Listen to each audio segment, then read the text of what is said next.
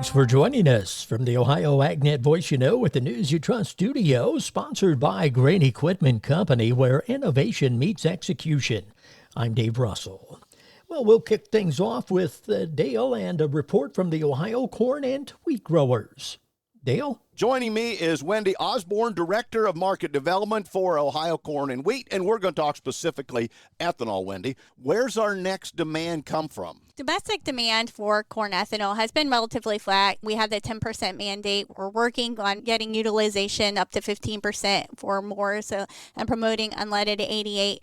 The exports is the bright spot. We've worked collaboratively with the U.S. Grains Council that's been focused on ethanol exports worldwide. And that's a large task because you have to work with political people in those countries. You have to build the infrastructure. It does take some time to get those ethanol exports. But when we see that they find the benefits of ethanol, we've seen huge gains. And so this year we do expect to export over 1.8 billion gallons of ethanol, which would be a new record for the U.S. ethanol exports. Wow, that's pretty darn good when we start talking about not only are we the largest consumer, but then have a record in exports.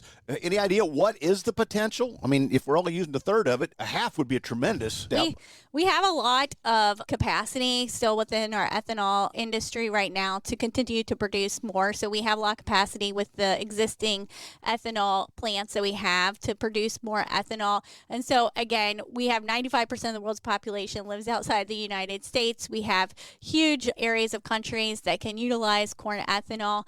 Again, corn ethanol is a renewable fuel. It helps lower greenhouse gas emissions. It's better for air quality. It's better for the environment. One of the biggest advantages most countries are finding is that it's less expensive than fossil fuels. I've been visiting with Wendy Osborne, Director of Market Development for Ohio Corn and Wheat.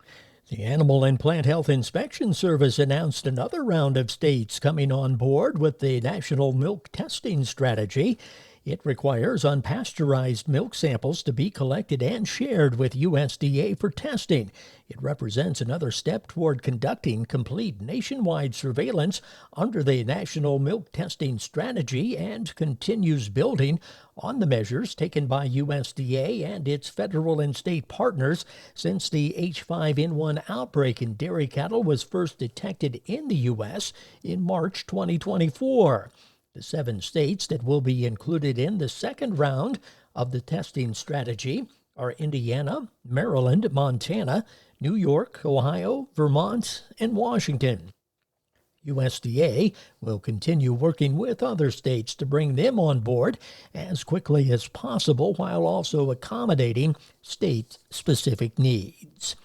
USDA says red meat production fell year over year in November as cattle and hog slaughter both declined. Commercial meat output totaled 4.56 billion pounds in November, down 3% from November 2023. Beef production dropped 3% on an annual basis to 2.22 billion pounds. Pork output was 2.33 billion pounds in November, down 2% year over year. Hog slaughter totaled 10.8 million head. That's down 2% from last month.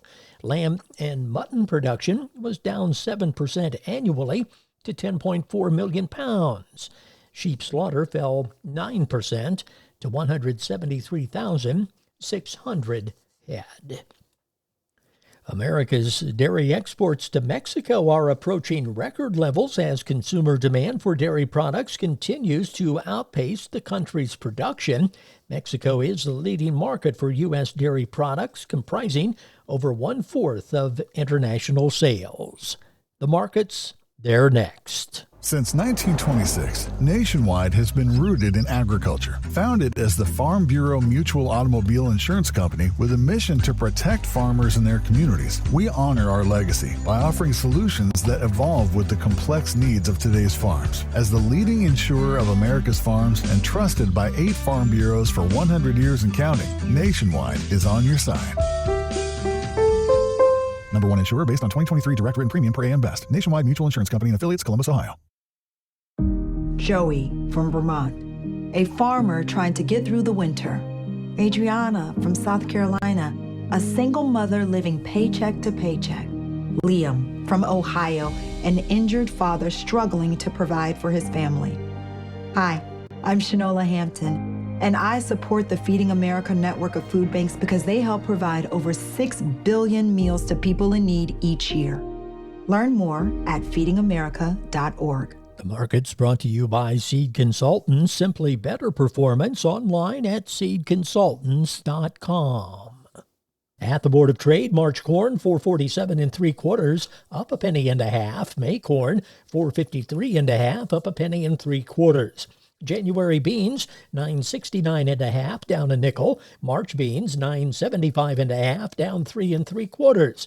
July wheat 5.58 1/4, up 8 cents. At the Mercantile Exchange, December cattle 190.97, down 35 cents. February hogs 84.37, down $1.55.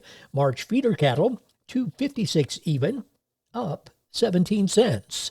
This is the Ohio AgNet.